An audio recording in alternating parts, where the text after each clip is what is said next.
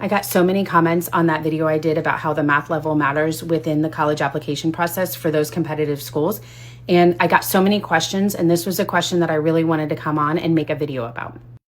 My name is Tiffany, and I spent 15 years teaching high school, helping hundreds of kids with the college application process, as well as my two older kids. I have a 23, 19, and an 11-year-old, so I've been doing this a bit. So the question was, what can we do for our elementary school kids to prepare them for the rigor of high school? And I thought of these three things. Number one, let our kids struggle more. I think too often we go to save them from the struggle, whether or not that's learning to tie their shoes or learning how to do this particular math problem. And I think we try to save them too quickly.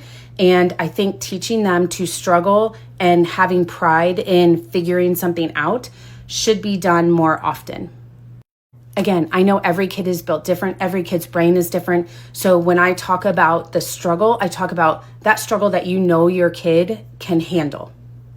We all know our kids the best. So just let your kids struggle a little bit if you know that they're going to be okay with that. Number two is starting to talk about math and reading, for that matter, in a positive light in the house. Too often, I would hear parents say, I don't like math. Math sucks. I was terrible at math, all these things. And the best, about reading, I hate reading, all those things. And I think that builds up in our kids and doesn't set them up to love learning. So trying to change that talk in the house. And along with that, throw out math concepts when you're sitting at dinner. If you're with a kindergartner and you have 5 forks around the table, even sitting somewhere and sitting out to eat somewhere, take one away and talk about how 5 minus 1 equals 4. Or if they're older, talk about tips and creating percents. Or, it doesn't have to be hours on hours of academic talk. Throwing out little concepts, a few here and there for just a few minutes, can do wonders in helping them think analytically. And the last thing I would do is be an advocate for your kid at the school they go to.